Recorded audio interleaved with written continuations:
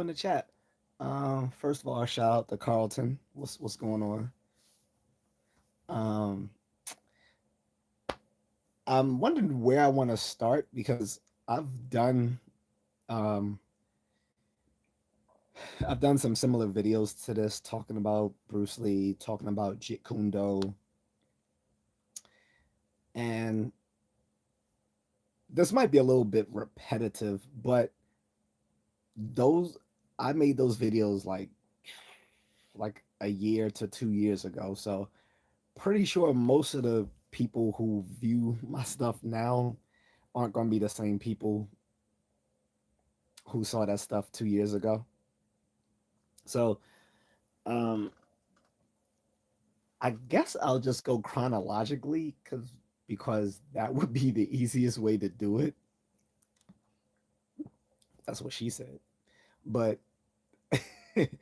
um, other than that, yeah, I, it seems the easiest way to go about this.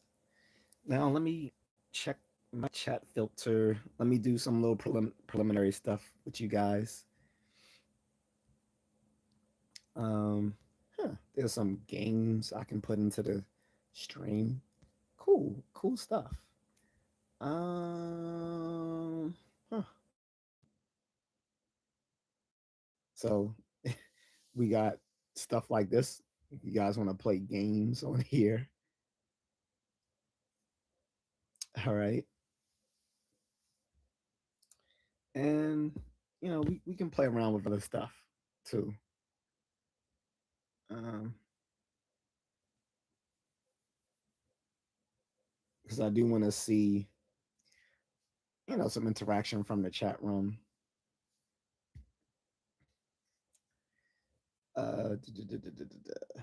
But yeah, hold up here. So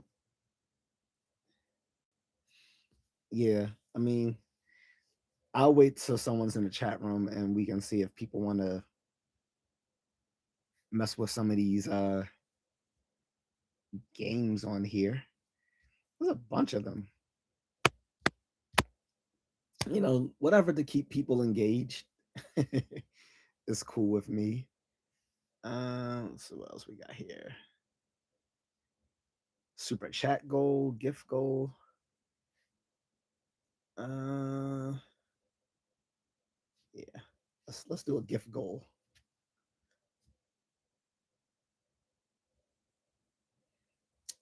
Okay, so everyone, wow, so a bunch of people just jumped into the chat. What's good, everyone? Um,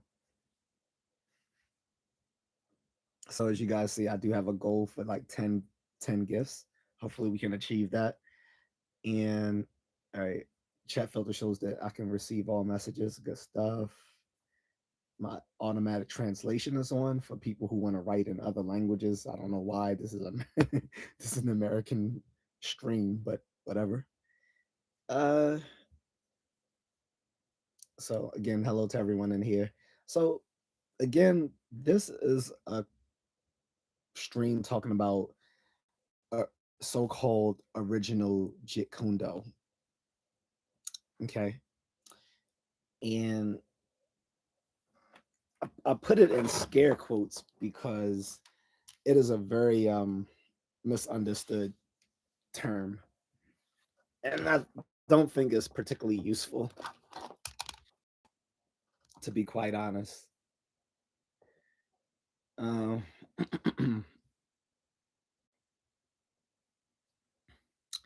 and no, I won't be responding to any autistic dumbasses on here.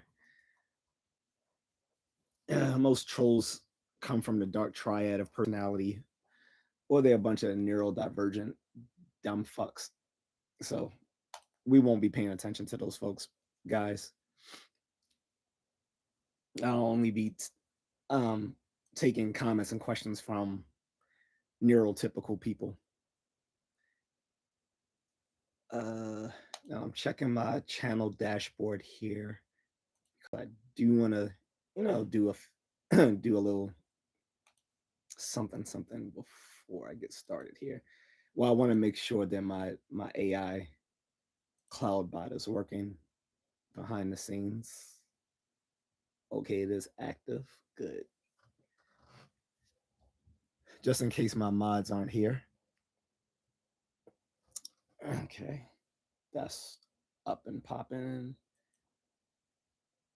And for my live, so I want to make sure people know what's this is called. Original Jikundo is a useless term.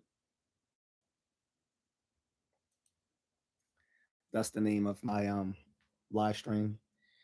Original Jikundo is a useless term, and I want to get into why.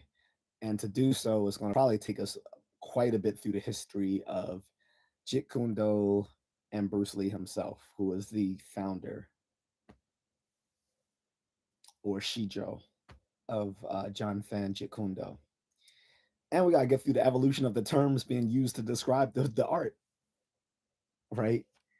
So, uh, for those who are interested, I'm going to play some games in here and see if you guys want to if you guys want to rock with some of these games I can add into the live stream.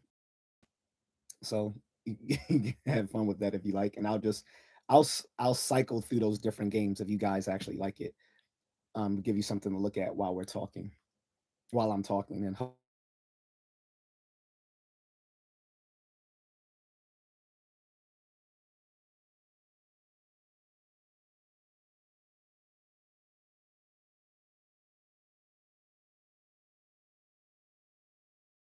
hopefully you guys can as I was saying, original Jikundo is a useless term, and it's not used by most of the practitioners of John Fan Jikundo. I want to get right away on saying that it is not. It's used by people who are detractors to the main practitioners of Jeet Kune Do. So I want to get to that right away. Is that um, original Jeet Kune Do is a term used mainly by people who are detractors of the people who practice John Fan Jeet Kune Do as it is most commonly practiced. All right, and like I said, to do so, we gotta kind of get through the history of it. Um, where do we start? So let's start with the founder himself, Bruce Lee. And I will be drinking water to keep myself from sounding too froggy on here, losing my voice. So Bruce was born in San Francisco.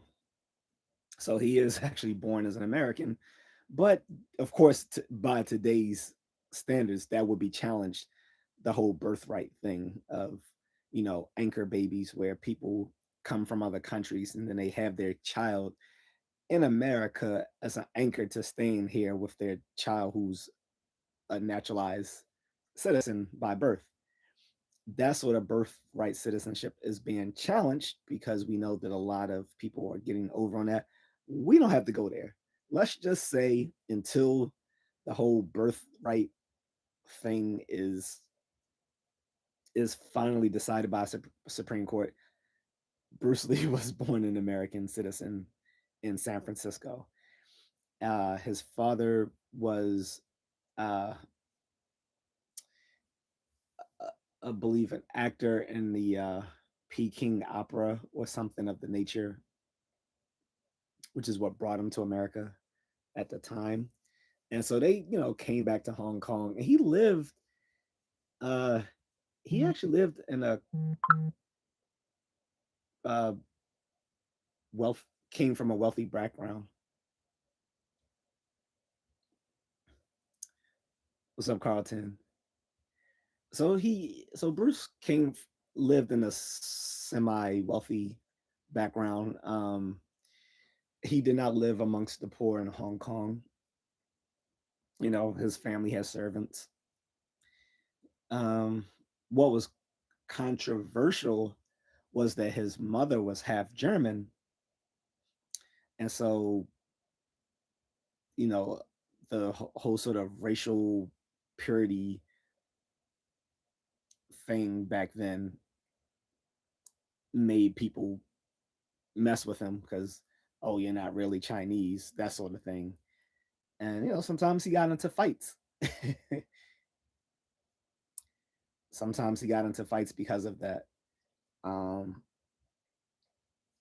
his father enrolled him in martial arts when he was, I believe, 13 under the Ip Man Wing Chun. Everyone knows about Ip Man because of all the movies in the 2000s and 2010s about Ip Man. So we don't have to go too much into Grandmaster Ip Man. But even when he was teaching, I mean, even when he was studying Wing Chun, because of his mixed ancestry, he still like it was frowned upon for the Grandmaster Ip Man himself to instruct young Bruce, right? So one of his head students did, whom I believe was Shifu William Chung. Um, because, well, first of all, Grandmaster usually does not train beginning students, right? So that's one thing. I'm gonna try out these games as well. It paused the game. Oh well. Um, I'm doing well, thank you. Just a guy, but like I said, he was mostly Chinese. Like his mom was half Chinese, his father was full Chinese, so that made him like 1/4 European. Big deal. I mean, the average Black American is 22% European. I don't know if some of you know that, but anyway, moving back to the story here. So he was trained by William Chung. He did, of course, meet with Grandmaster Man. Like they even posed in photos together. Um, but despite the famous movies from the 2010s, yeah, Ip Man did not directly instruct Bruce.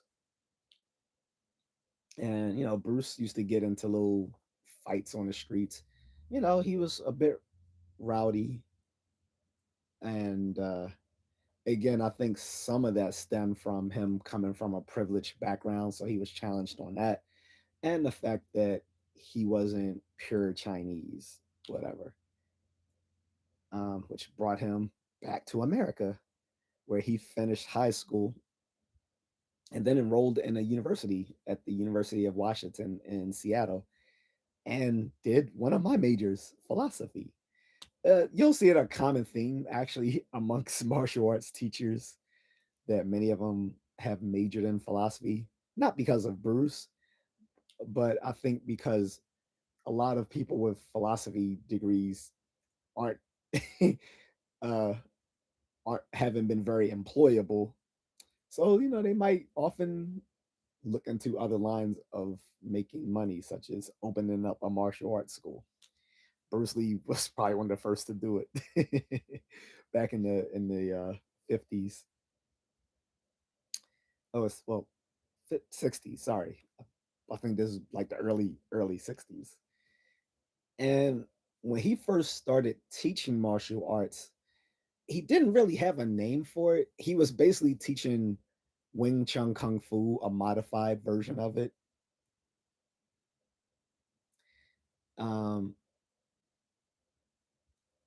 that's how it started. And so when he first opened, like he first started teaching some fellow students that he knew from school, and the first student he had was actually a black guy, a foundational Black American by the name of Jesse Glover. He went on to become a shifu in his own right, teaching what Bruce taught him. Now, Jesse Glover wasn't a Jeet Kune Do instructor. He taught the modified Wing Chun taught to him by Bruce back in the early 60s.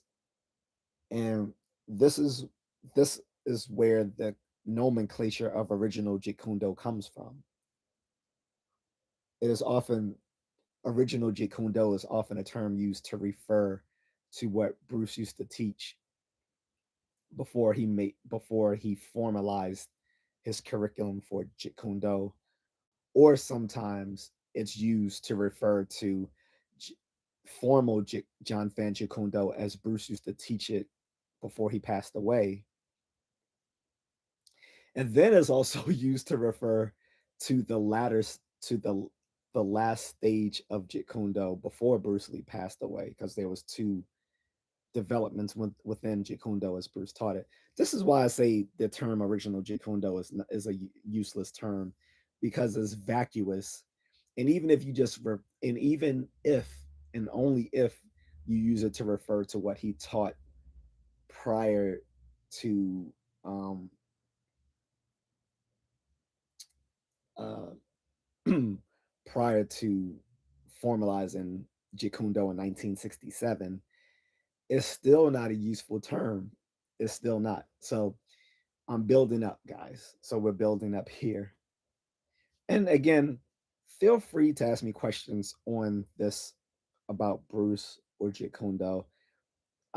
If you're asking me questions about anything to have anything to do with something else, I'm not going to respond. I'm just going to ignore the questions, as I have been doing for these past 15 minutes.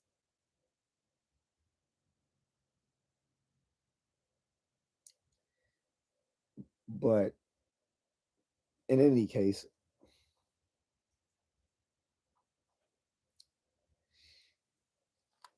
like I said, so he started teaching martial arts as a way to pay for school back in the 60s. And his first student was this black guy who was a student at his. I, I actually I actually think they went to high school together. He and Jesse Glover. Unfortunately, Jesse Glover died several years ago, so I never got a chance to actually meet that brother.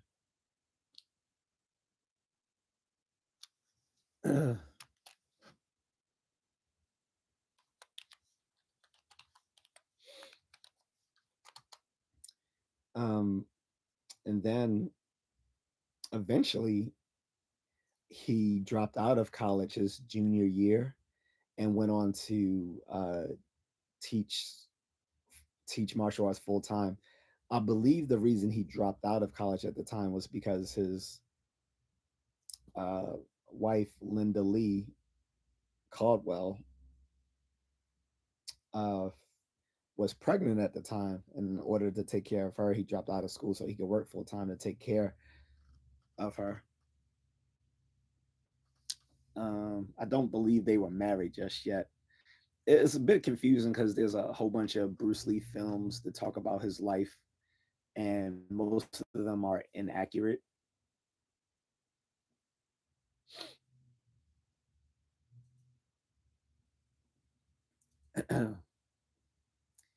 But in any case, I believe that's why he dropped out his junior year of college, was to take care of his wife, and he opened up a formal school. And like I said, when he first started teaching martial arts, he didn't have a name for what he was teaching. The name he put on his school was the John Fan Kung Fu Institute, right? And that that was just to have a name for his school. It wasn't the name of his style at the time. When he first started teaching martial arts, he was teaching mostly a modified Wing Chun Kung Fu style. Like it was mostly Wing Chun, and he added other Chinese martial arts that he's learned along the way into what he taught people. Things like Tai Chi or Choi La Foot or whatever. Like other other martial arts that he had learned from other practitioners is what he taught. And then there's also another myth about he teaching other people, which was that he that in when he was that in Chinatown they didn't want Bruce teaching non-Chinese students. That was a complete lie. Mo- Most of their students in these Chinese martial arts schools at the time were teaching non-Chinese people. Because think about it, Chinese people were the minority. Like, how would they make money if they were only teaching each other? that, that wouldn't have made sense. They did not have any beef with Bruce teaching non-Chinese students. Matter of fact, the guy who he ended up fighting, Wong Jackman, was teaching non-Chinese students himself. So again, don't go by stuff that you've seen on these movies, particularly the 1993 film Dragon, the Bruce Lee story. That movie is, I love the movie because it was a heartfelt movie, but it was just so inaccurate about his life. It was ridiculously inaccurate. Aside from the whole fiction that he was building himself up as a fighter because he was plagued by a demon that was wanted to take his life. Like, of course, that was so completely fictional. Like, no one as an adult should take that movie seriously. Unfortunately, I noticed that whenever I talk about Bruce Lee or John Fan Jeet Kune Do, as this known today, uh, it attracts a lot of loony people, which I don't know why, but it does attract a lot of loony people when I talk about Bruce Lee or John Fan Jeet Kune Do.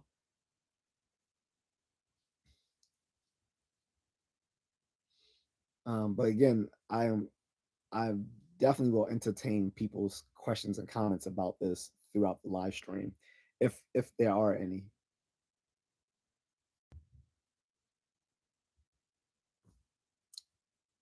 Um, and again, I'm going to keep playing with these little games on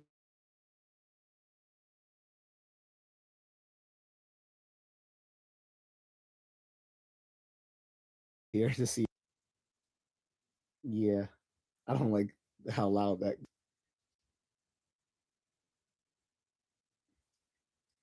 Um, so where's Oliva? So again, is at this time he's teaching martial arts. Uh, this is the Seattle era. There was we talk about it in three different eras. We talk about the Seattle era, the San Francisco, Oakland era, and then the LA era. The Seattle era being the earliest era. Like I said, when he was a student at, uh, he went to some, I think, Edison Technical High School, whatever it's called, and met some of his earliest friends who became students of his and went on to the University of Washington in Seattle and became a philosophy major, met his future wife, Linda Lee Caldwell. Caldwell now, because she remarried after his death, like many years after, like probably like a decade or two after. But anyway, whatever. Um, so, and again, he dropped out when his wife was pregnant with Brandon Lee. Shout out to the Bruce Lee estate. Yeah, thanks, Carlton.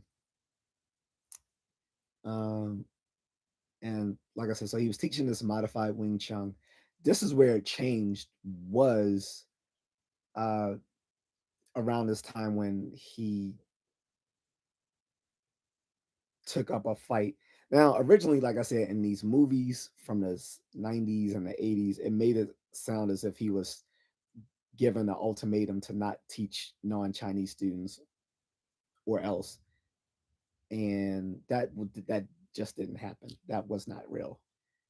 Most of those Chinese uh, martial arts teachers were teaching non-Chinese students because they were the biggest source of revenue. Like if they were only going to teach people in Chinatown, they wouldn't have made much money. Uh, there's a thriving Asian community within Seattle, but again, you can't. All these people could have made money teaching this small chain, the small pool of people. So they were all teaching non-Chinese students. He got into a fight because he was quite cocky, some might say arrogant, and saying that he was the best, and he would go to tournaments where he met people like Dan and Nasanto. What's up, Agatha? Um,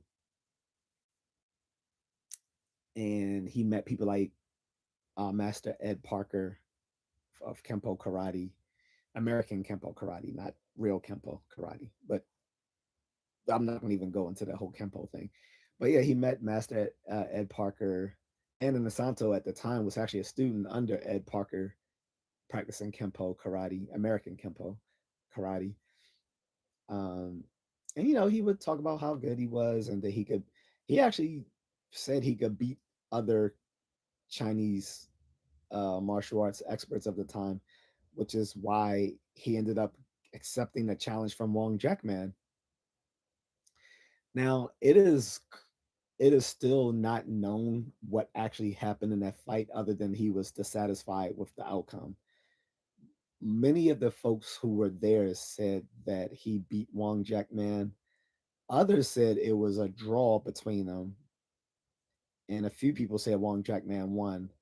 I'm pretty sure Wong Jackman did not win, but it might be more closer to the truth that it was a draw because according to the original story, uh, Bruce beat Wong Jackman, but it took him longer than what he thought was he thought it was going to take to beat this guy, and he was exhausted because apparently he had to chase Wong Jackman around the gym before he caught up to him and put him on his back and ended the fight.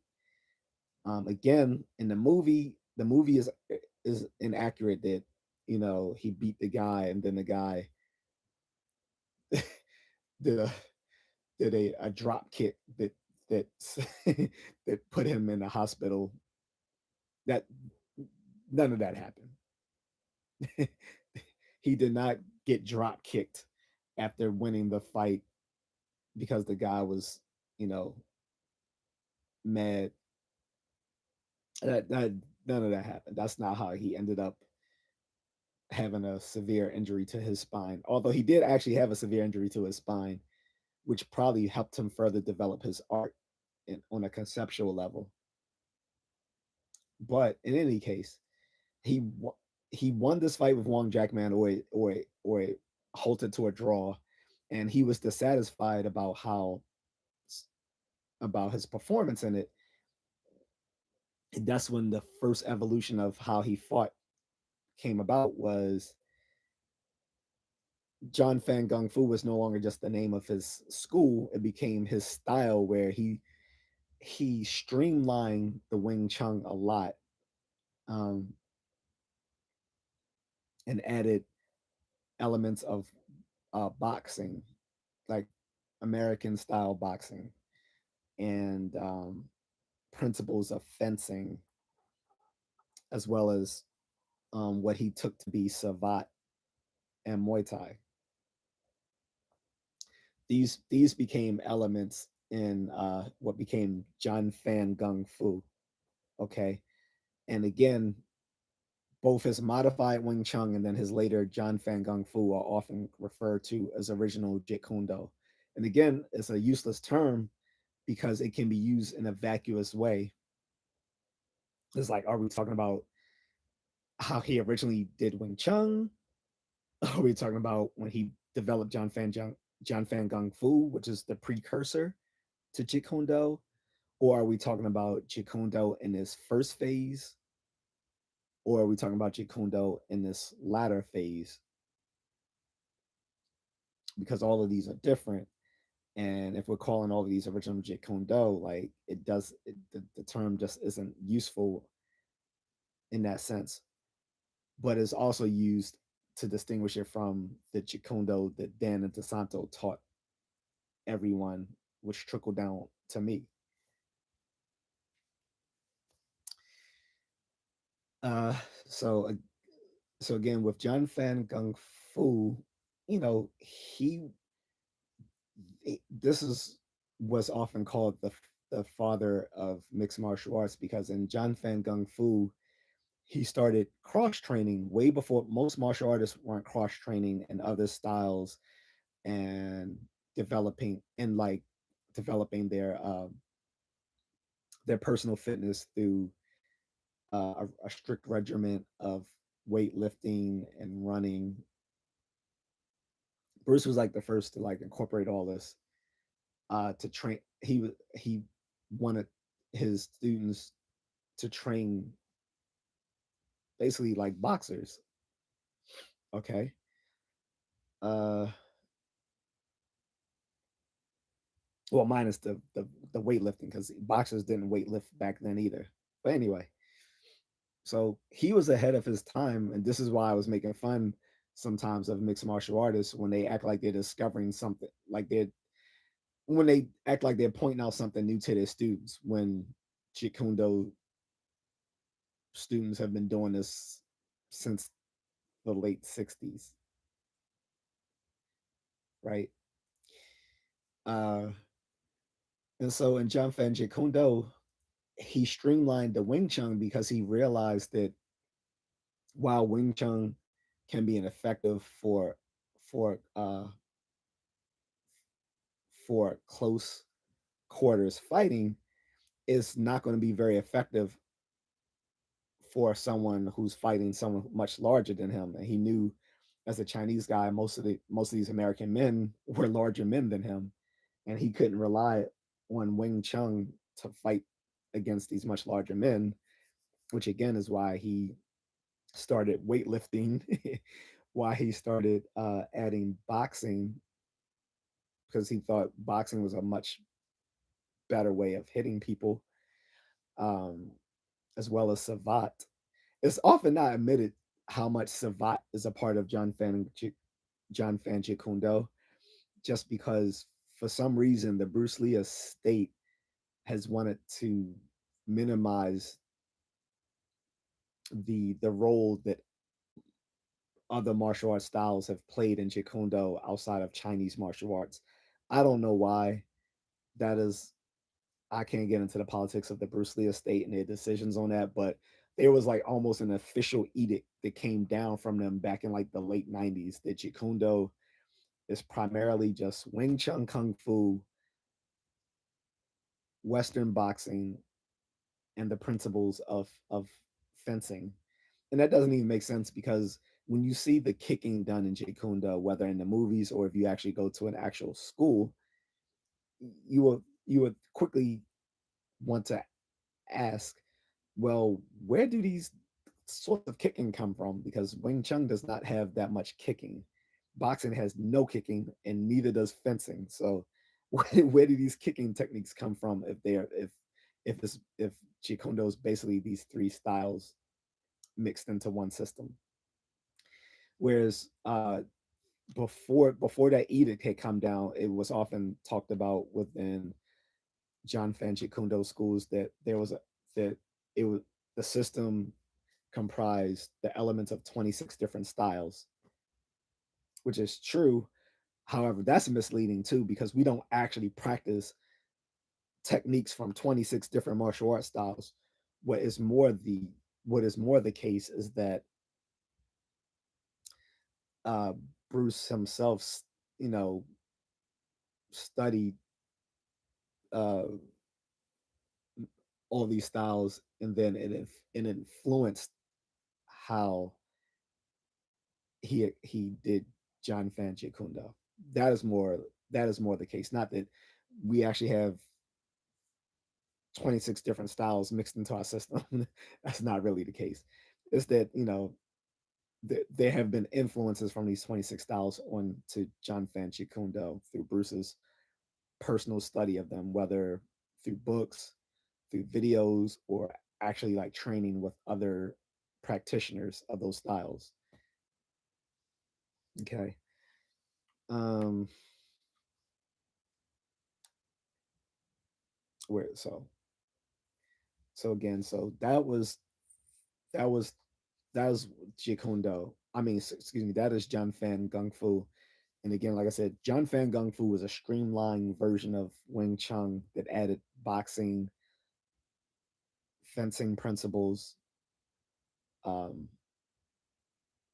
Savat, and Muay Thai. Or at least what Bruce thought was Muay Thai. He unfortunately did not really have a good grasp on what Muay Thai was. So that was corrected later by Dan Inosanto when he brought in an actual um, Muay Thai boxing coach and started the first American Muay Thai instruction here in America back in the 70s.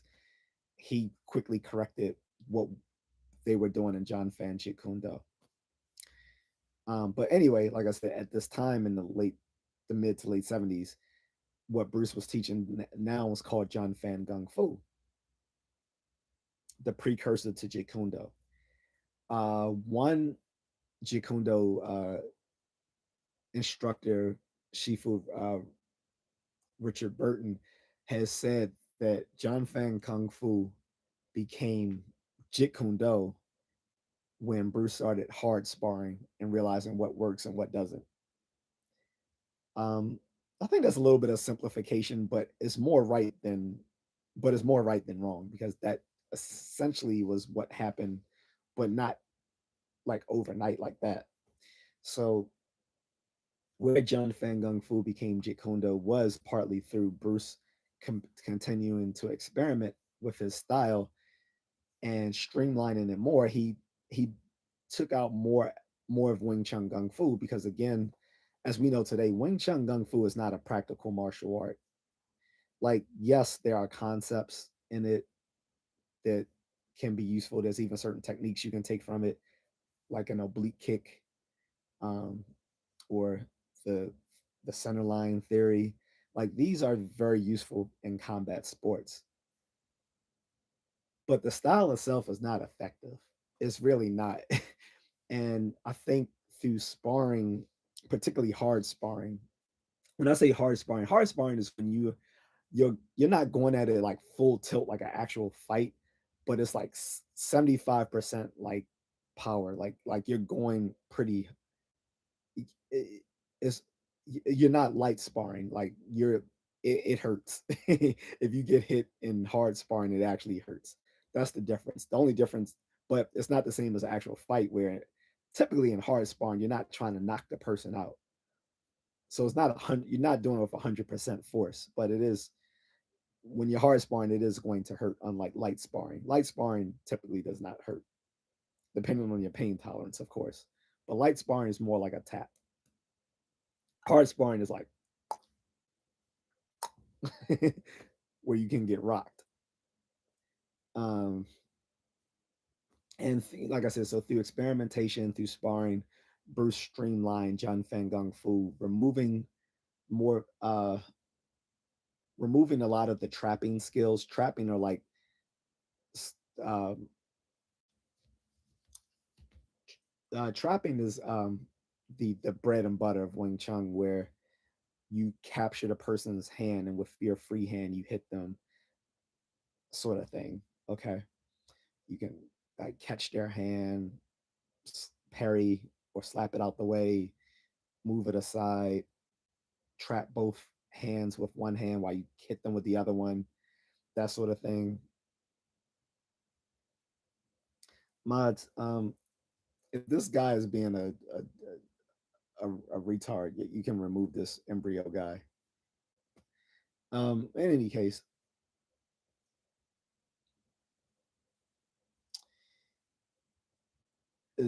so we finally get to Jeet Kune Do in 1967, and again, this can be called original Jeet Kune Do. So there was two phases of Jeet Kune Do. So the first phase still had a considerable amount of Wing Chun in it, like the trapping skills. And like I said, what what happened between John Fan Gung Fu becoming Jeet Kune Do. So originally, Bruce, people will say Bruce, because people always try to say Jeet Kune Do is not a martial art, it's just a philosophy. That's BS.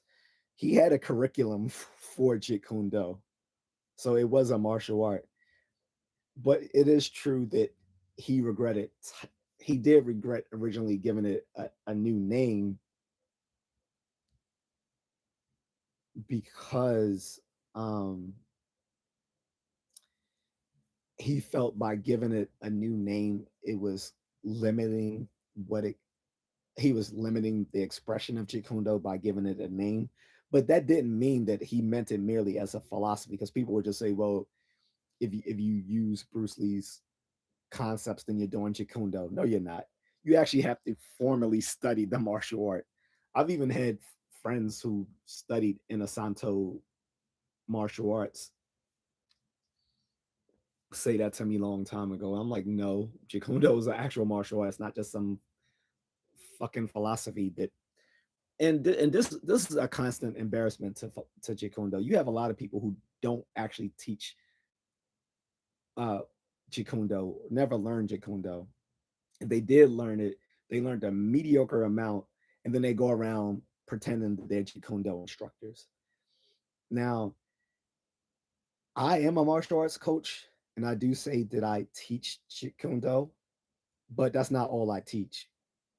I basically teach people what I know, which is a mixture of things. I don't say I'm a Jeet Kune Do instructor. I just say I'm a martial arts coach.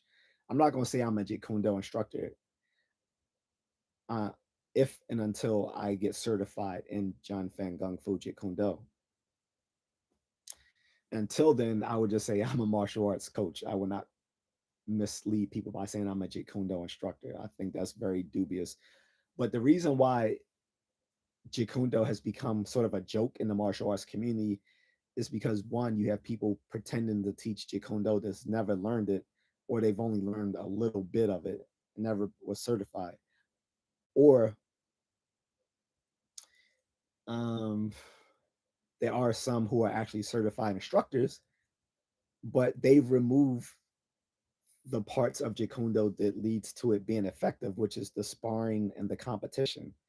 I've had a troll earlier say, "Well, why aren't there any Jeet Kune Do champions?" Actually, there are quite a bit, but there should but to be honest there should be more, and the reason is because too many people come into Jeet Kune Do looking into who just want to sound philosophical and say Bruce Lee quotes and stupid shit like that, and they don't compete. As a person who practices Jeet Kune Do, at some point you should compete, and you should definitely have sparring in your curriculum, which again is through sparring that John Fan Kung Fu eventually evolved into Jeet Kune Do. So that because through sparring, Bruce was able to test, was able to pressure test what he knew, and that led to him streamlining what he taught to remove a lot of the Wing Chun. And but like I said, in the first phase of Jeet Kune Do, there was still a bit of Wing Chun left in it. I would say eh, about maybe all right, so let's put it this way. So when he first started teaching martial arts in the early '60s, it was basically just modified Wing Chun. So he was teaching probably somewhere between 80 to 90% Wing Chun, and then the rest of it was other traditional Chinese martial arts. Then when he developed John Fan Gung Fu and ele- added many elements from boxing and Savat and the principles of fencing and Muay Thai, I would still say it was still about at least 50% Wing Chun Kung Fu at the time. Um, and then during the first phase of Jeet Kune Do, uh, it was I would still say it was about 20, 30% Wing Chun. But he continued testing his style, and at one point, it led to the second phase, the last, the the the last phase under Bruce, under Shijo Bruce himself. We say Shijo as to out of respect to acknowledge him as our founder. Now, if you were one of his original students, they would call they wouldn't call him Shijo, they would call him Shigung because they actually learned under him. For us who came later, who never had the privilege of me teaching, I mean, being taught by Bruce himself, we refer to him as Shijo. Anyway, just to get through those formalities, so people aren't wondering why I keep referring to him as Shijo Bruce Lee, because I'm showing respect to him as the basically the founder of our style. Uh, so yeah, in any case, once we got to the second phase, Bruce called out to Dan and Asanto and was like, "Hey Dan, the Wing Chun is out." he was he basically was like the trapping skills are just not useful in a kickboxing sort of thing. So the last phase of Jikundo, which is also called original Jikundo, is basically when Jikundo became more of a kickboxing style. He did want grappling to be a part of Jikundo, but he never made it a formal part of the curriculum. He did want his students to learn grappling though, whether judo, wrestling, jujitsu, those sort of things. But it never was a part of the formal curriculum of Jikundo. It was basically a second, both the first and second phases of Jikundo, as well as John Fan Gung Fu, led to a what can be seen as a kickboxing style. As a matter of fact, one of his original students went on to become the founder of American kickboxing through what he learned through Bruce, um, and his own training in boxing and in karate. He went on to form American kickboxing, which is now more commonly known as full contact karate. Because before that, the the karate practitioners were mostly just doing point point contact fighting. Point fighting was where you hit someone point, you know, and whoever gets the most points, like a tournament, you win the fight, which is different from full contact where you're going all out for several rounds until you win through knockout or through accumulation of points over those rounds. But it's not like, which is unlike the the traditional tournaments where you're just fighting for points. Um, like a like if you watch an old Karate Kid film from the '80s, like something like that, more or less was point fighting at the time. So Bruce led to Bruce's instruction led to the founding of American kickboxing, and then kickboxing evolved in America after Japanese kickboxing became more of an influence on full contact karate. All right, but anyway, so Fan Shikundo was more of a kickboxing style in this last phase, before Bruce passed away, because he told Dan and Asanto to take out the trapping, because at this time it was Dan who was teaching at his Jikundo school in LA, because Bruce, was back in Hong Kong and he was doing his acting full time. He didn't have time to teach himself. So it was Dan who carried out the the day to day of teaching John Fan Kundo.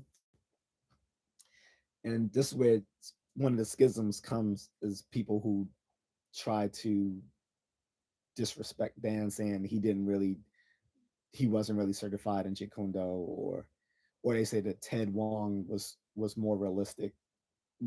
the Ted Wong practiced Jeet Kune Do more realistically than Dan and Asanto, which doesn't make sense. Uh, Dan has the Dan is the only person who was certified in all three of Bruce Lee's fighting styles. Like I said, the modified Wing Chun as he originally taught it in the early 60s, then the John Fan Gung Fu as it became known in mid mid to late 60s, and then the Jeet Kune Do in the late 60s. Cert, uh, Dan DeSanto was the only one who was certified in all three arts. There were other people who were certified in stuff too. Like Bruce's best friend was a Japanese guy, Shifutaki Kimura. Uh, um, and so, but there's no lineage through Taki Kimura because the only person he taught was his son, whom he certified, and now his son is an instructor in John Fan Gung Fu. So actually, Dan and DeSanto does acknowledge Taki Kimura as his senior in Bruce Lee's system because he holds a higher rank in John Fan Gung Fu, but he was never certified in Jeet Kune Do, just John Fan Gung Fu.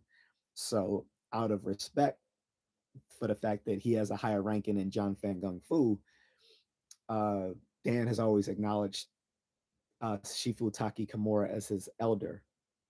And there is uh, there's a ranking system in John Fan Jeet Kune Do. Now, individual schools may have different individual rankings, but the official ranking for John Fan Jeet Kune Do, as it was originally passed down, there's 8 levels, and these are also symbolized by the uh, the yin yang symbols with the arrows and all that. So we'll have to go into all that stuff.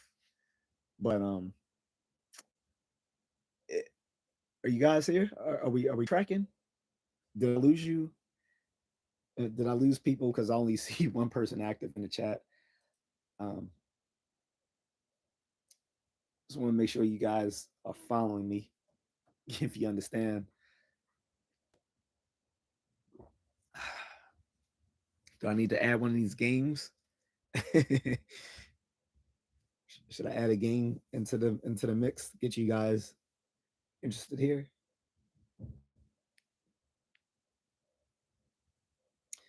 So while that game loads, so like I said, so you had Dan and Santo who was certified in all three of Bruce's arts.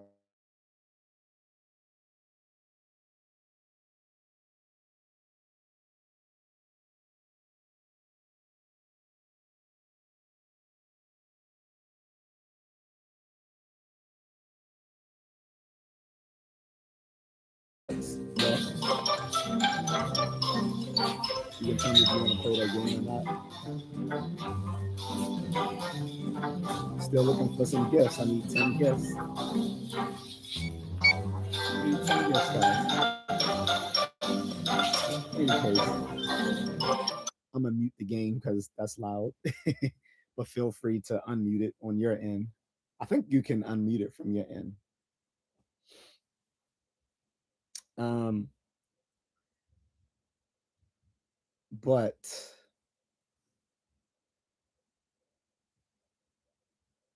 let me fix this here. Oh, Agnes says she's very informative. I'm here. Cool, thank you. So again, Dan and Santo, Guru, we often refer to him as Guru Dan and Santo just because Guru is the term used in Filipino martial arts. And he was pretty much the person who brought Filipino martial arts to America. Um,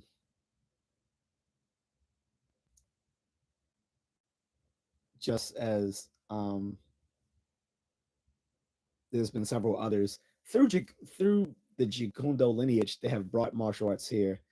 We have Savat in America because of uh, the professor who brought Savat here, training Jikundo students. We have Muay Thai in America because of the guy who brought Muay Thai here to teach Jeet Kune Do students. Um, we have Filipino martial arts because Guru then uh, brought Filipino martial arts to teach to Jeet Kune Do students.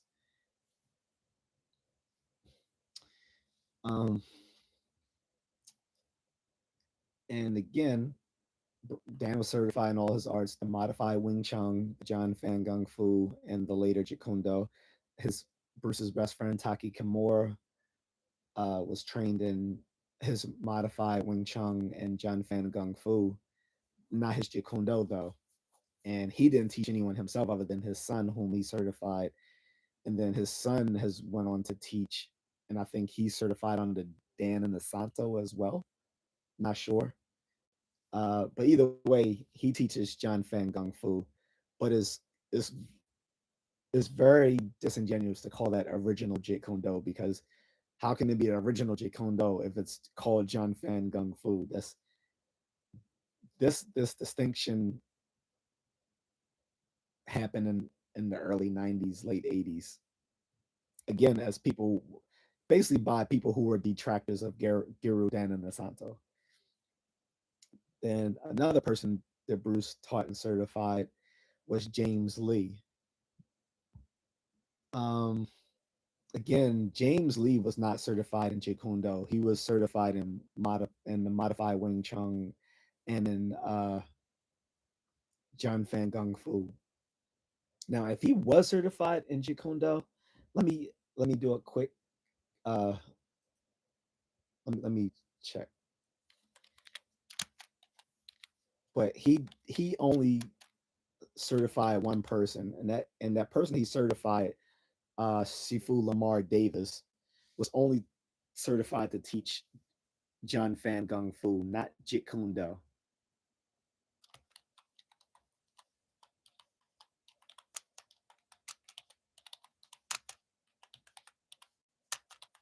So I'm looking that up as we speak here.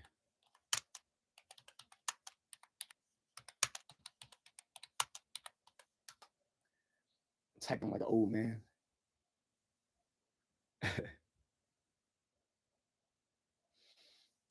Now I think I could be wrong. James Lee could have been certified in Chun Fan Gung Fu, but it is an open question because people do give out dubious information sometimes.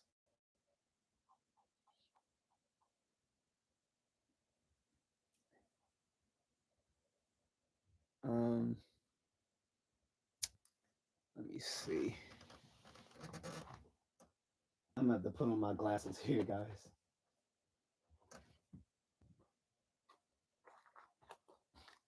Give me a second. Does anyone like that game? I'll remove that if that game looks completely uninteresting.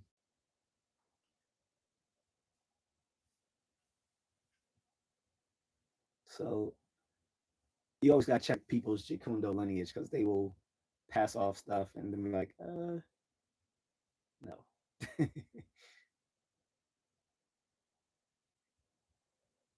Because sometimes people don't realize that they're learning stuff from people who aren't official Jacundo instructors. So but then they'll go on passing on the same lies they were taught.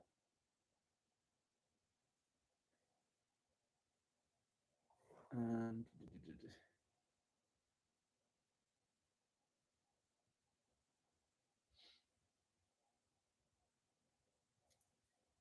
and some of these people put stuff in fonts that's just not like. Why would you put this background on to this style of font and that people can't see easily? Like you're trying too hard to be artistic and you're just making it hard to read. Unless that's the actual reason is that you don't want people to actually read it, which could be which is a red flag.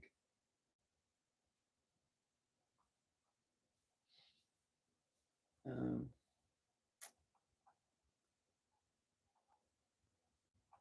but so it's mixed. It's mixed information because some people say James Lee was never certified in Jeet Kune Do. Was He was one of Bruce's other best friends. Unfortunately, he passed away back in like the 60s. He did give limited certification to a guy named Lamar Davis to say that he was certified to teach others, but not he was certified to train with other, to teach people in the capacity that he could train with them, not that he could certify them himself.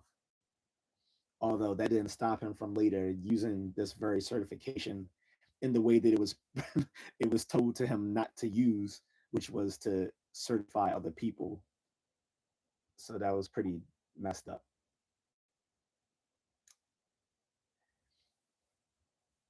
Like, someone gives you, basically acknowledges, hey, you got skills in what we've taught you, and thereby authorize you to go ahead and train with other people. That doesn't mean I certify you in that style so that you can also certify other people. Those are two different things, and that has been at the heart of the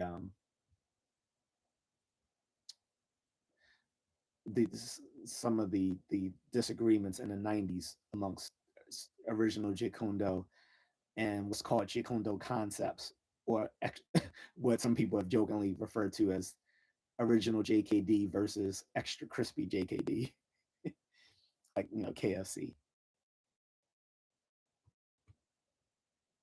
Um, so I'm looking at this one guy's lineage, um, and this is why Jeet Kune Do is shaky, because you got a lot of people claiming that they teach Jeet Kune Do, and the certification is sketch. And then even amongst the people who are actually certified to teach it, a lot of them don't. I mean, a lot of them have watered down the martial art through not um, insisting that people spar and compete. And this is why Chikundo is often laughed at amongst people within the martial arts community, because they're mostly known as these little navel gazers who want to talk philosophy instead of actually train. Whereas the the particular flavor of Chikundo that I learned was under came under the school of one of Bruce's original students, Larry Hartzell, Shifu Larry Hartzell. And his motto was he didn't get into all the, he didn't care about the, he didn't care about all the philosophy behind Jikundo, and he didn't care about whether we were doing original Jikundo or Jikundo concepts. He was basically he was just he was very much of an instrumentalist about Jikundo. He was just shut up and train. Sort of like in quantum mechanics, you have some people who want to argue about the correct interpretation of quantum mechanics. Is it the Copenhagen interpretation? Is it the many worlds Everett's interpretation? Is it the quantum information theory interpretation? Is it the John Wheeler uh, interpretation? Um, or no? Or should we just shut up and do our measurements? Just shut up and do our measurements. Uh, that was that was the way Shifu Larry Hartzell taught his Jikundo school, which he called the John Fan Jikundo Grappling Association, because he he did what Bruce wanted others to do, which was to add grappling to their training. And Larry Hartzell was the foremost in teaching grappling as a part of the John Fan Jikundo curriculum. He added, you know, judo and catch wrestling and collegiate wrestling and jiu-jitsu to the mix. Real jiu-jitsu, not Brazilian jiu-jitsu, like the actual Japanese jiu-jitsu, not BJJ, not blowjob judo. Which is that's what I'm gonna start calling it from now on. When people say BJJ, oh, you do blowjob judo, huh? Because they like on the ground. So they do blowjob judo.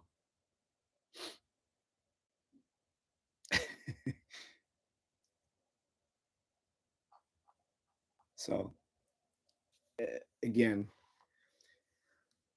you would have had Taki Kimura, who didn't teach anyone other than the son. You would have had James Lee, not related to Bruce Lee, just similar last name,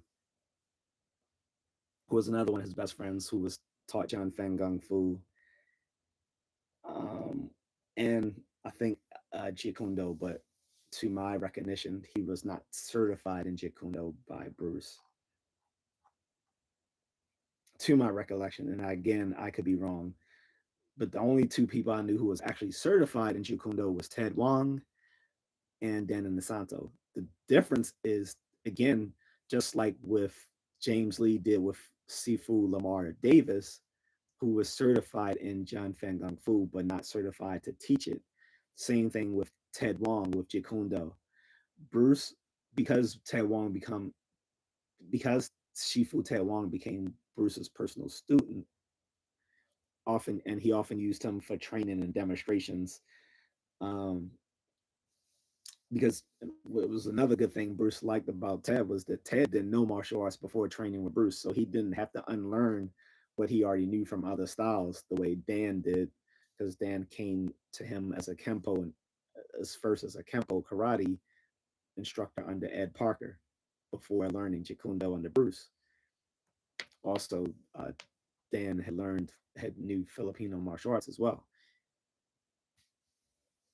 which he continued to learn and explore with his students. But Ted Wong didn't know any martial arts before training with Bruce, and he became a favorite of Bruce and a good friend of his. Bruce certified him in Jeet Kune Do, but not as an instructor. And this is the funny thing that people always say that in the Jeet Kune Do community, a lot of people say that Ted Wong teaches a more pure form of Jeet Kune Do, which doesn't make any sense because he got his certification to teach under Dan and DeSanto.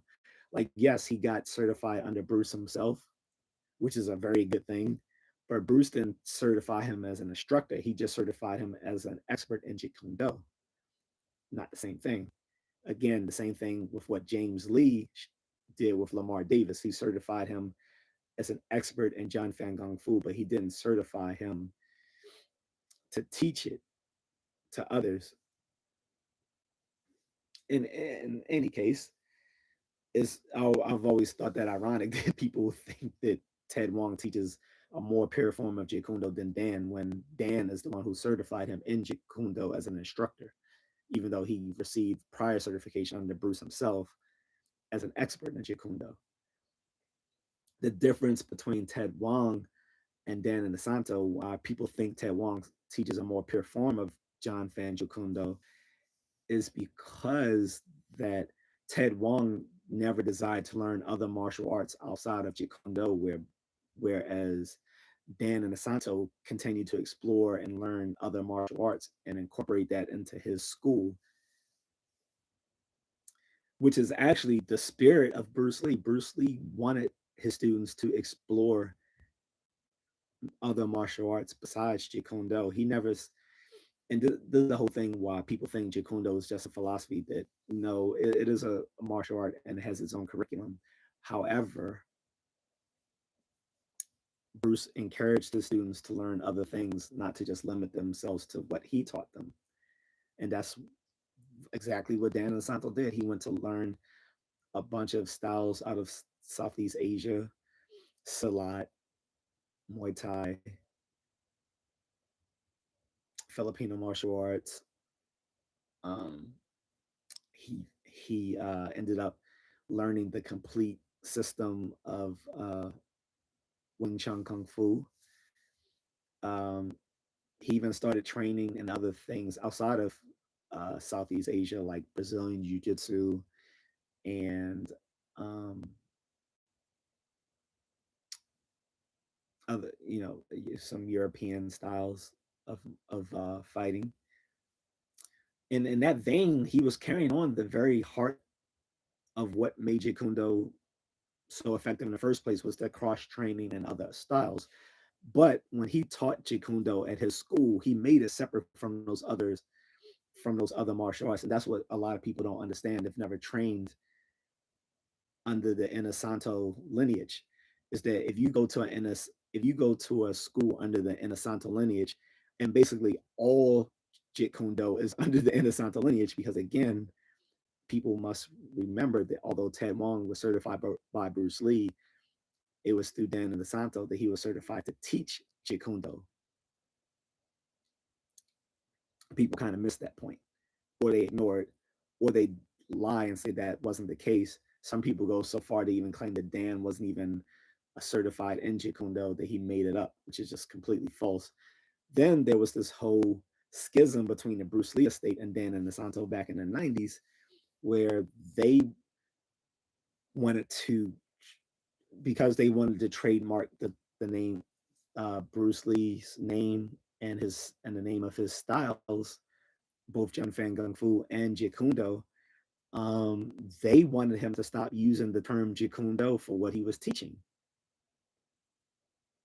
Okay, you have to remember in the 70s and 80s when Bruce died, there was really no one teaching Jeet Kune Do at the time other than Dan Inosanto. He was really the only one keeping the style going. The state was not in a position to do so. Brandon was still a kid, a teenager at the time. Shannon Lee, his daughter, was still a kid. They all ended up learning martial arts, but that was later. Brandon learned directly under Dan and Asanto, and again, Dan certified him in all three of his father's styles, because Dan had hoped that at one point that Brandon would go on and become the leader of the school, but Brandon was more interested in becoming an actor than just being a martial arts teacher. So although he was certified in all his father's styles, he never he never had the interest to just lead his schools and take over for Dan. Um, Shannon ended up learning Jeet Kune Do under Ted Wong, who was a personal friend of Bruce. But again, the whole thing that Ted Wong taught a more pure form of Jeet Kune Do, or original Jeet Kune Do, didn't make sense, because again, Ted Wong was certified as an instructor under Dan and Santos. So every person today and ever since has only been, who is certified Jeet Kune Do instructors have always been certified under Dan, even Ted Wong, even though people want to dispute that. I mean, Dan showed the certifications and the proof on Bruce on the in several publications back in the 90s and 2000s, from the Black Belt magazine and Kung Fu Insider and all those other magazines at the time. All those uh, little geeky martial arts magazines that us little martial arts geeks used to read back then. I'm gonna switch this game up. This looks dumb. Let's try a new one. See how you guys like. Um, I'm just playing with these guys, so you can tell me bugger off if you don't like these games. But so the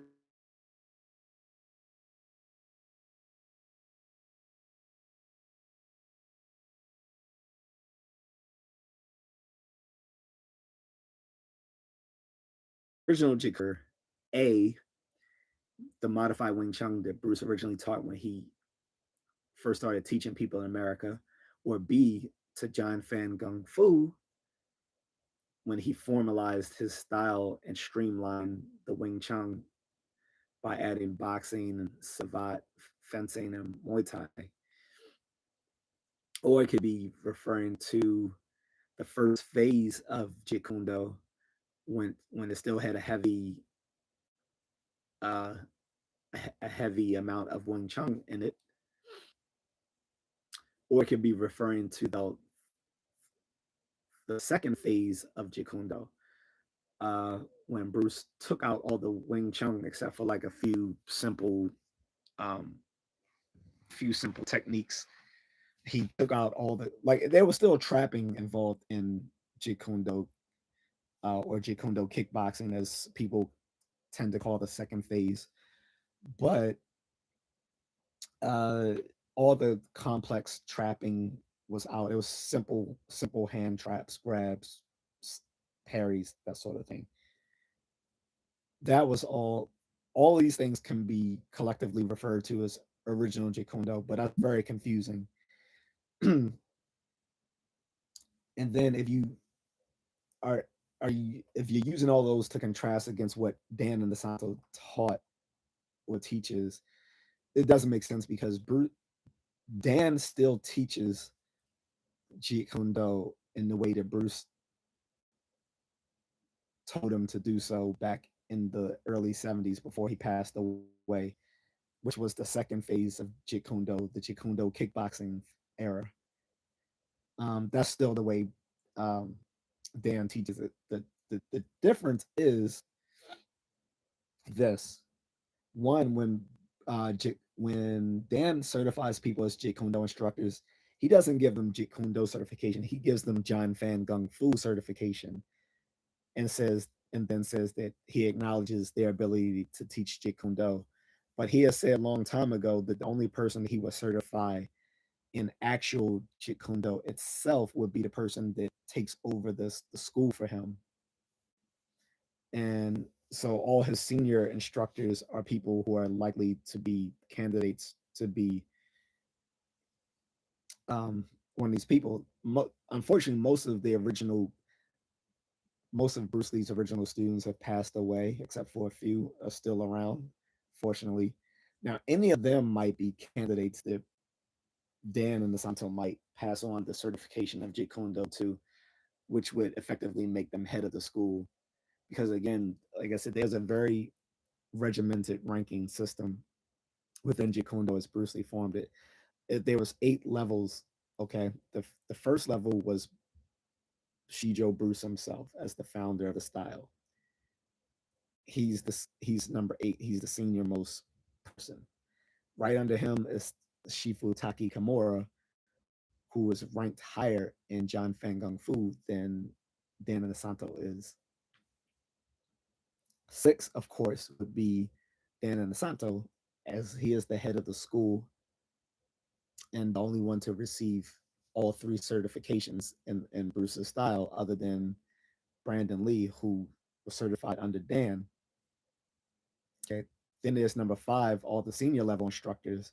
Again, Ted Wong would have, the late Ted Wong, Shifu Ted Wong, he passed away many years ago, but he would have been a level 5, a senior level instructor, as would have been Shifu Larry Hartzell, who was an original student, uh, Shifu Chris Kent, Shifu Tim Tackett. Like these are all like level 5 senior instructors. Then you have level 4, which is your full instructors. Okay. These are people who made it up to the level of full instructor. Then you have level 3, which is your apprentice instructors. Okay. Then level 2 is your advanced student. That was basically where I left off at when I was doing Jeet Kune Do. Basically, which was cool because I had got to that point in just a matter of months. Usually it takes, at least under the Larry Hartzell system of John Fan Jeet Kune Do Grappling Association, it was usually a year before you could get to testing for an advanced student. But the instructors at the time was like, you're pretty good. For that past month, they was like, we can have you test for the advanced student in a month. I'm like, cool. On top of that, they wanted me to compete in Sanda. Sanda is Chinese kickboxing. Um, and I was like, cool. And again, any person who's a Jeet Kune Do practitioner and tends when intends on becoming certified should at some point compete. They should, really should. As a matter of fact, Dan and Asanto back in the 80s up until probably the 90s when he changed this used to require that anyone who um, wanted certification in Jeet Kune Do also had to be certified in Muay Thai because he wanted the level that's the level that he wanted them to be at. But a lot of them couldn't handle the, the a lot of them couldn't handle the rigor, the physical rigor of doing Muay Thai.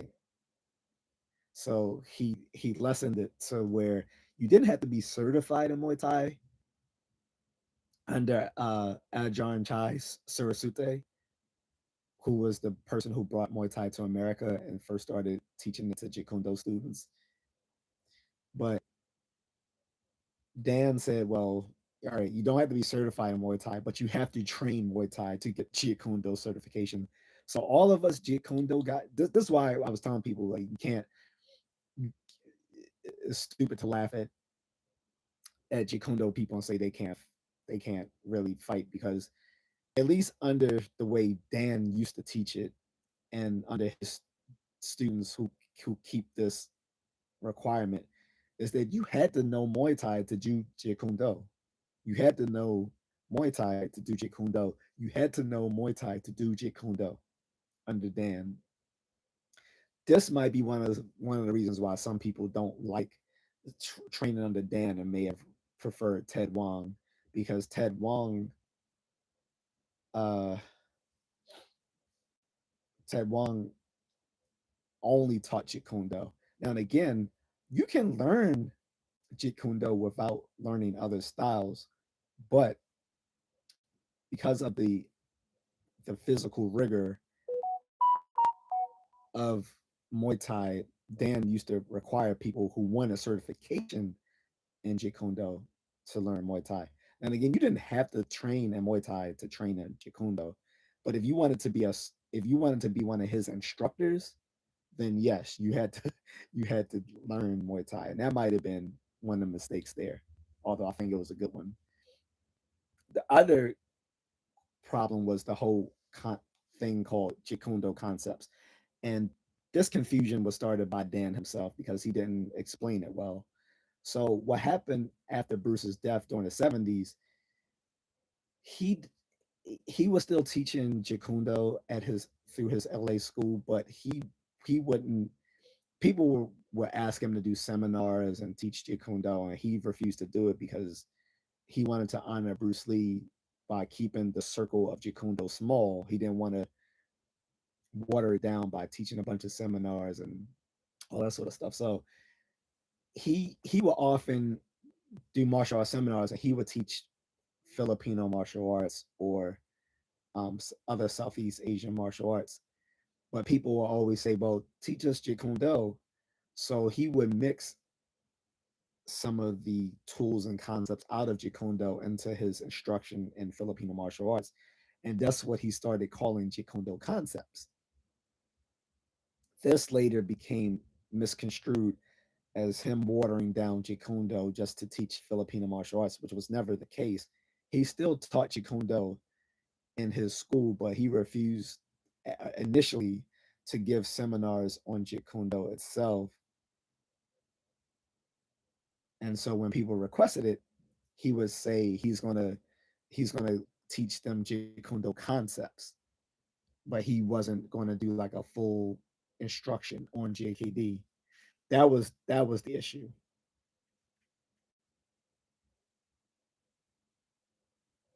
right? Are you guys playing this game right here? So that's what happened was oh, Agus says I'm learning a lot about martial arts. You are well versed in the subject. Because this is something I've been learning about Jeet Kune Do since the 90s, and I'm still learning. So that's why I have a lot of information on this, and actually learning the art with people who are certified instructors. Actually, actually 2 years ago, I had intended on bringing on a certified instructor to talk about Jeet Kune Do, especially because we both had a disagreement with a guy um, who teaches Jikundo, who was certified under Shifu Paul Vanek, and he took advantage of Paul Vanek's substance abuse problems and stole money from the man. But he he's held in he's held in the high esteem by uh, Black Belt magazine and people in the Bruce Lee estate, and a lot of us find that kind of sketchy. Okay, let's switch to a different game here.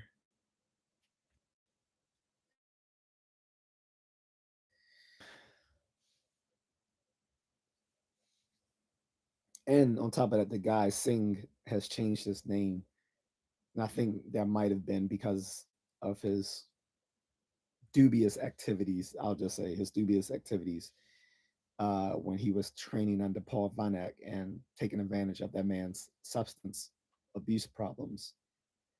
I think since Paul Vanek has cleaned himself up and he's still teaching again, doing seminars. He's developed his own uh,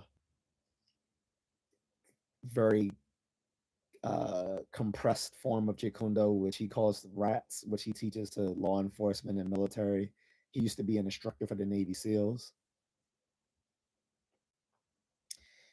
Uh, but I very much like Paul Vanek and his the way that he practices John Fan Jikundo. So anyway, because of this confusion and all of this, so in the 90s, there was something called the Jikundo Nucleus Foundation, which was started by Linda Lee to basically acknowledge who is certified to teach us Bruce Lee's arts and which and who aren't. Dan and Santo was invited to this, but again, he refused because he didn't like the fact that a lot of these students of Bruce were now calling themselves Jikundo instructors when they were never certified in Jikundo. He thought they were just taking advantage of of the name for marketing purposes because as he acknowledged back in the 70s and 80s, there was no one really carrying on the Jikundo torch other than Dan himself. Most of his original students had gone on to do other things at the time. They weren't actively teaching. And again, even the ones who were teaching, they weren't doing Jikundo. So this was the first of the schisms between the Bruce Lee estate, particularly with Linda Lee Caldwell and Dan Santo, who thought it was dubious to have this so-called Jikundo Nucleus Foundation comprised of a bunch of people who weren't certified Jikundo instructors. And then also because Linda Lee wanted to trademark the name, she was going to force Dan out of saying that he taught Jikundo. So for a while, he had to change the name of what he was teaching to his students because of this lawsuit between he and the Bruce Lee estate.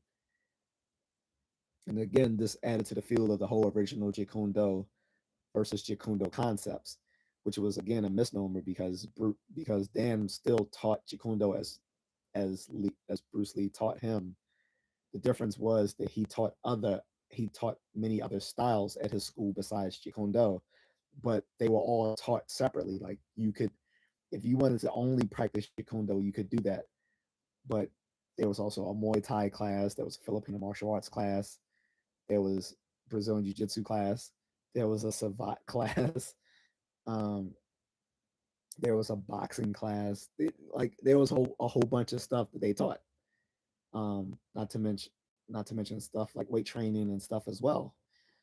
So you could do all those, or you could just do Jeet Kune Do.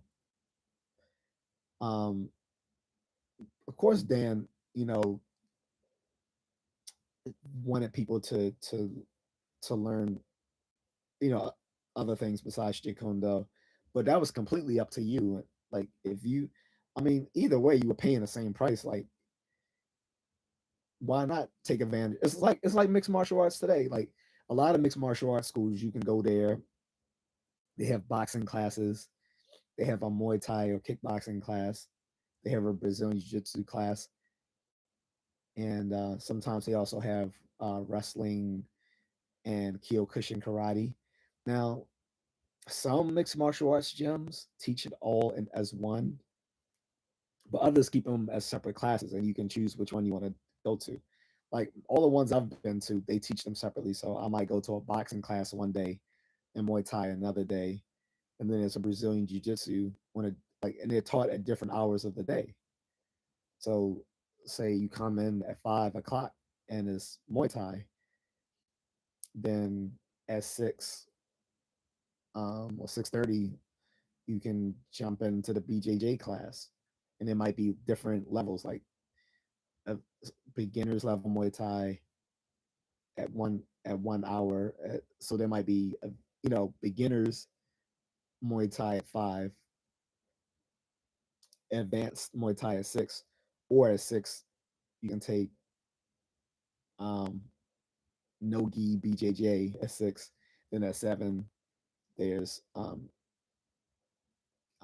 regular gi BJJ, as, or boxing at 8. Like whatever. Like it was broken down like that in a lot of mixed martial arts schools, and that was basically the same thing that Jeet Kune schools did. You could take beginners Jeet Kune at 5, then at 6 they have advanced JKD, or you could take a Filipino martial arts class at that time, or whatever. So it was basically pick and choose. You can do only Jeet Kune, or you could do a bevy of different styles. And under in the Santo system, you are heavily encouraged to explore as many styles as you like. You didn't have to do all of them.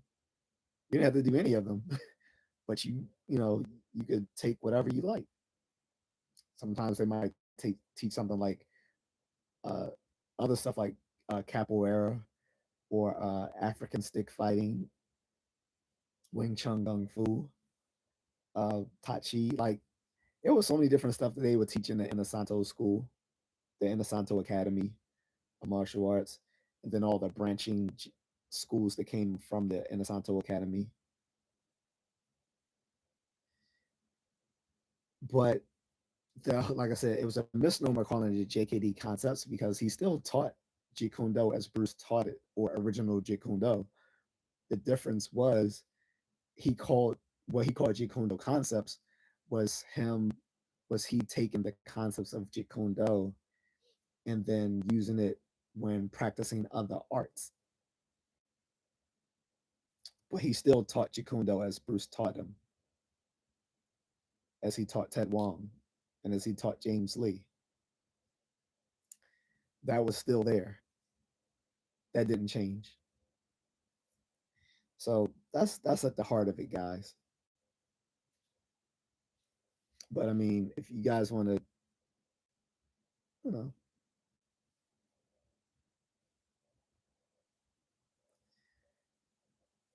if you guys want to ask questions, you can go right on ahead.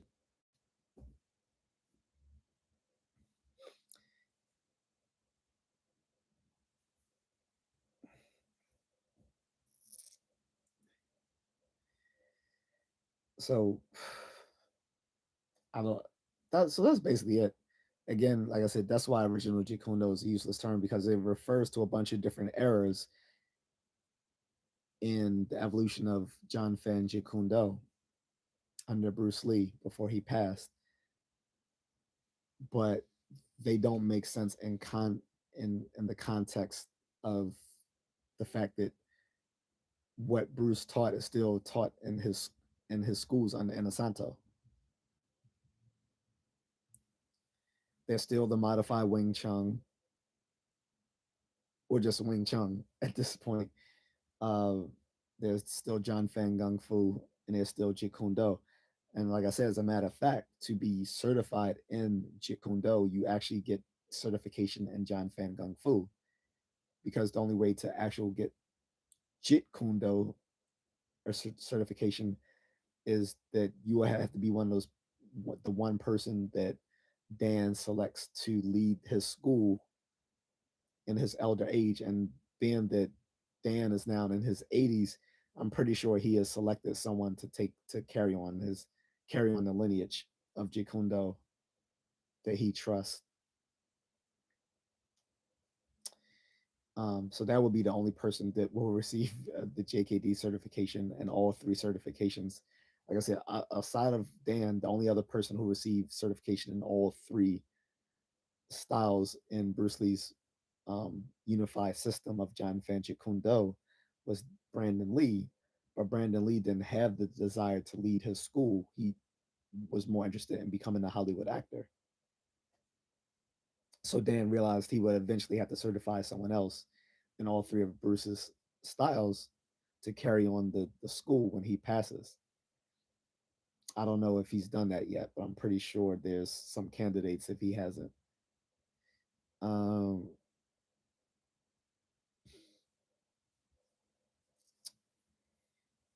and like I said, some of these people who claim to teach original Jeet Kune Do are just detractors and frauds. They're detractors against Dan DeSanto thinking he watered down what Bruce taught him, but he still teaches it the way Bruce taught.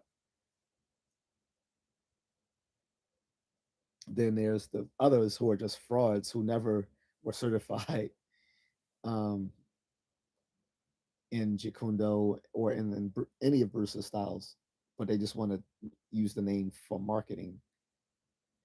And so they'll just read some Bruce Lee books and watch videos and then try to copy that onto whatever martial art they actually practice and say they're a Jeet Kune Do instructor.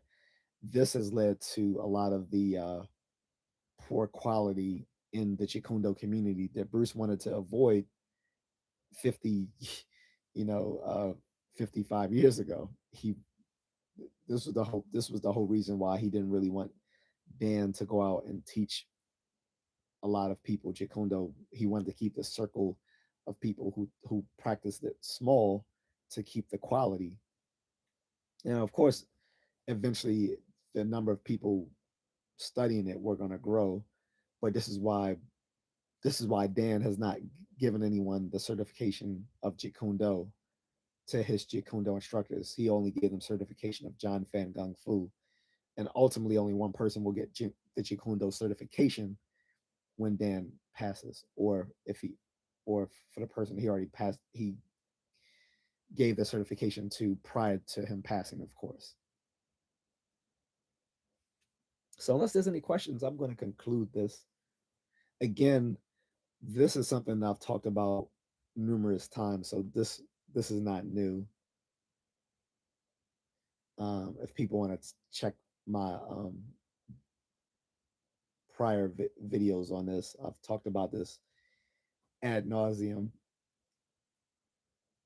But it was just funny because I thought in 2025 we were past this whole talking about original Jeet Kune Do, because this was really a dispute that came out in the 90s and kind of fizzled out in the 2000s.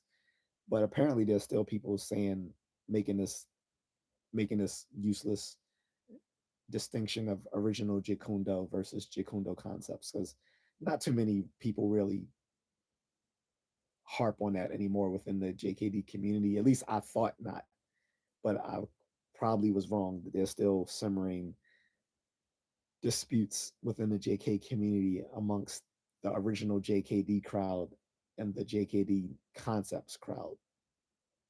We're all doing JKD concepts, and to do Jeet Kune Do, we're all doing original Jeet Kune Do. So these are distinctions without merit.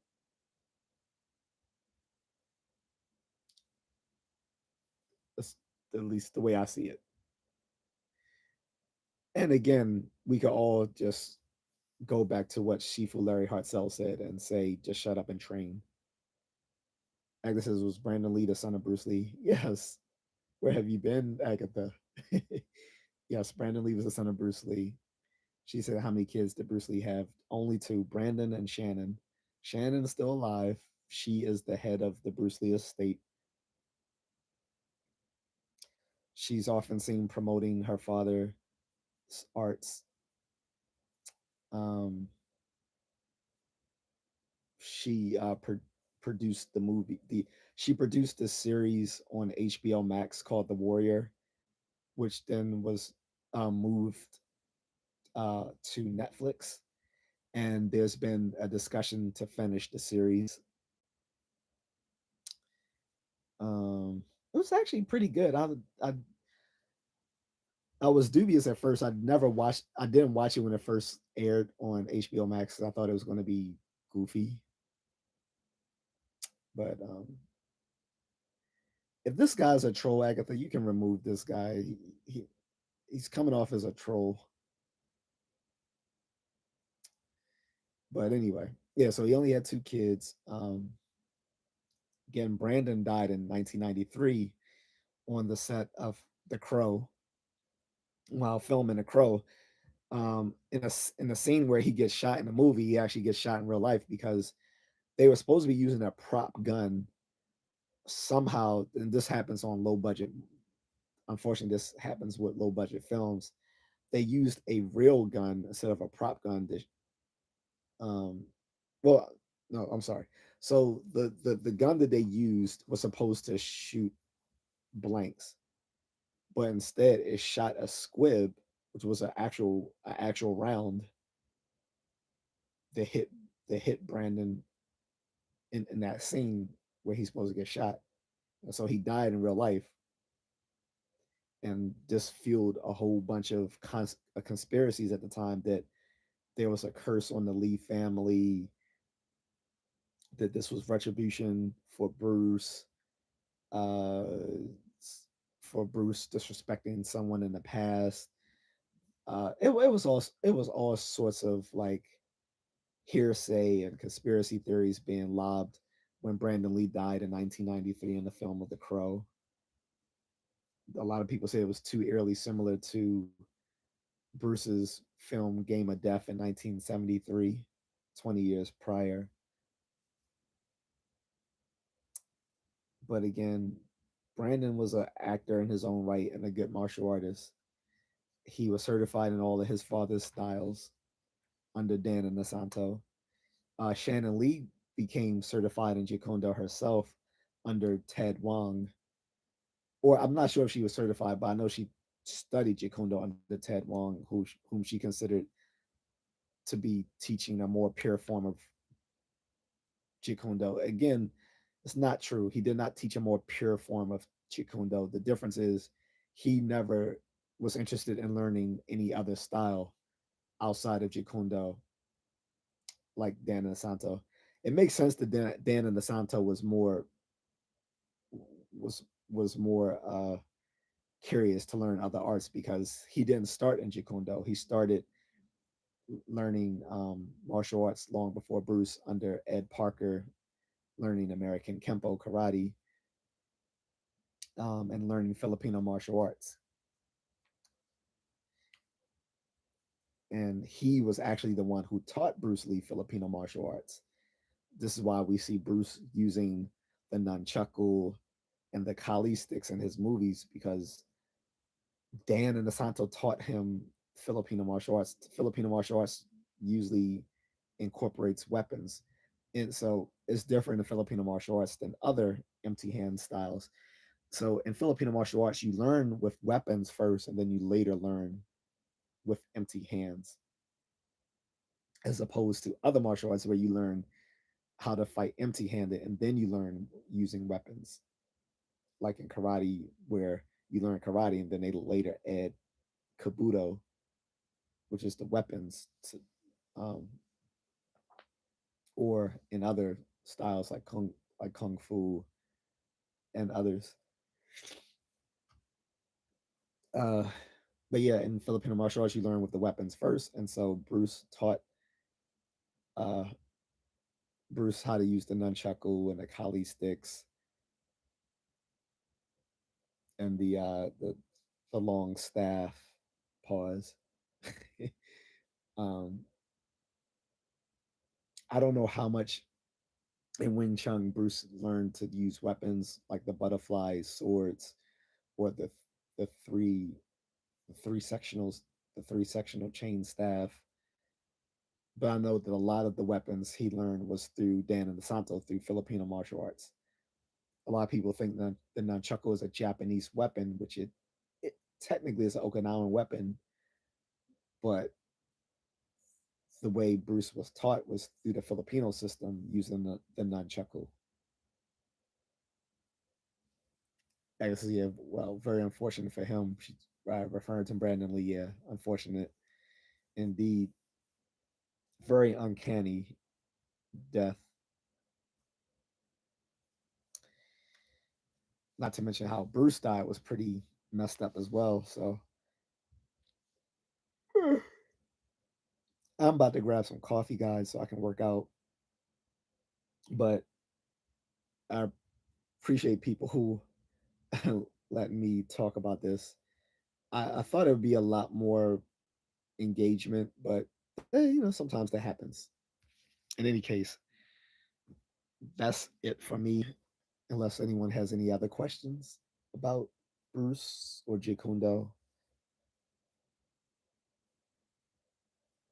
or martial arts in general, I'll give it like a minute before I vacate the premises, the virtual premises.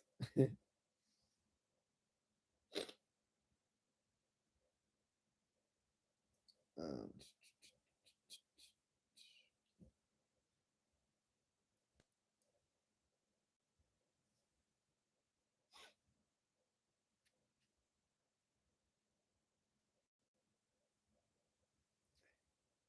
Agus is okay, thanks. No, no problem.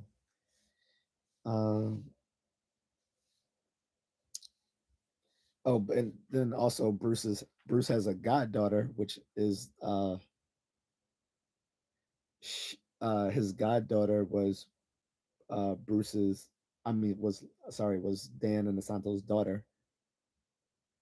She is the one who played the witch on the Ahsoka series on the Star Wars Ahsoka series. She plays the witch that Ahsoka has to fight. She's a very accomplished martial artist, and that was Bruce's goddaughter, Diana Lee Inosanto.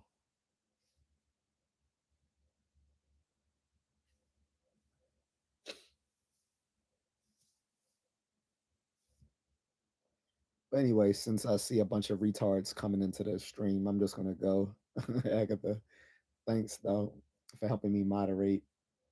Um, I'm gonna go since it's only gonna be a bunch of autistic retards coming into the stream. I don't have any patience for them. If they want to pay, then yeah. But otherwise, I'm out, guys. Take it easy. Thanks, Agatha. Bye.